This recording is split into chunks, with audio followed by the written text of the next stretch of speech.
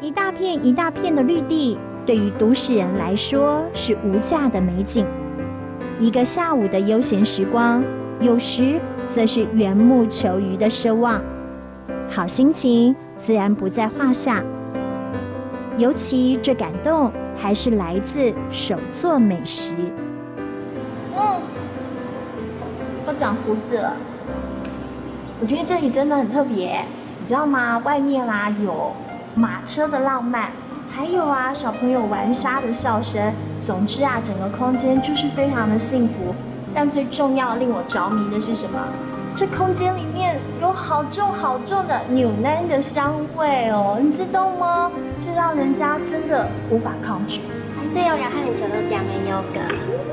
好可爱的 yogurt， 但是我想要问，我刚刚喝这个咖啡啊，有好浓好香牛奶的味道。它跟牛奶係對平口胎來嘅，係因為平口胎有球奶牛，所以这里像是这个牛奶啊，还有 yogurt，都是用这里的这个牛奶来做的。係，你想要烤做冷搞嘛？底部有 DIY 哦。还可以做这个冷糕哦。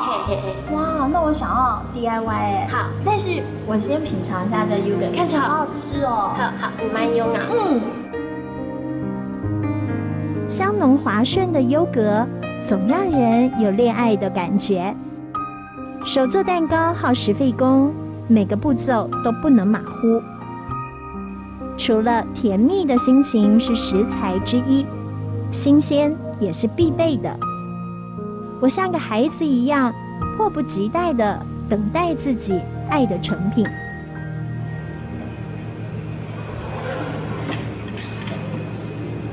哇，出炉了哦！这是我刚刚做的吗？对，就是你做的蛋糕。啊，眼翅甲做嘅亂搞誒！哇，好幸福哦！品嘗一下。啊，眼翅甲做嘅亂搞。烫烫的。素做嘅亂搞有一種幸福嘅迷思。手作一直有魔力，仿佛手的温度能够温暖线下机械的冷漠和样板的僵化。素做嘅亂搞有一種幸福嘅迷思，這滋味我為你誠心獻上。